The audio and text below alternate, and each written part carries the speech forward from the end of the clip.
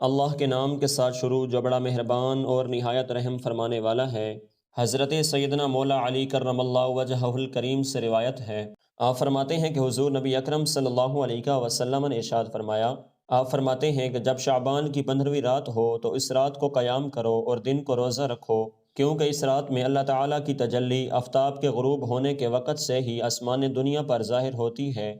اور اللہ تعالیٰ فرماتا ہے کیا کوئی بخشش مانگنے والا ہے کہ میں اسے بخش دوں، کیا کوئی رزق مانگنے والا ہے کہ میں اسے عطا کروں، کیا کوئی مصیبت زدہ ہے کہ میں اسے چھوڑ دوں، کیا کوئی فلاں فلاں حاجت والا ہے کہ میں اس کی حاجت پوری کر دوں، حتیٰ کہ صبح ہو جاتی ہے۔ ام المؤمنین حضرت عائشہ صدیقہ رضی اللہ تعالیٰ عنہا سے روایت ہے،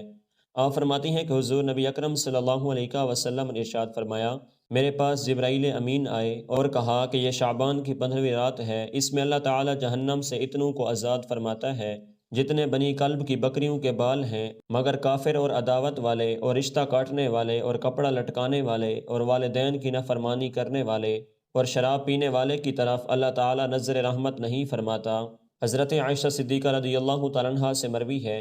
آپ فرماتی ہیں کہ حضور نبی اکرم صلی اللہ علیہ وسلم نے ارشاد فرمایا، اے عائشہ کیا تم جانتی ہو کہ اس رات میں کیا ہوتا ہے؟ عرض کی یا رسول اللہ صلی اللہ علیہ وسلم، بتلائیے کہ اس رات میں کیا ہوتا ہے؟ آپ صلی اللہ علیہ وسلم نے ارشاد فرمایا، اس رات میں یہ ہوتا ہے کہ آدم علیہ السلام کی اولاد میں سے جو شخص اس سال میں پیدا ہوگا اور جو شخص اس سال میں مرے گا اس کا مرنا اور پیدا ہونا لکھا جاتا ہے،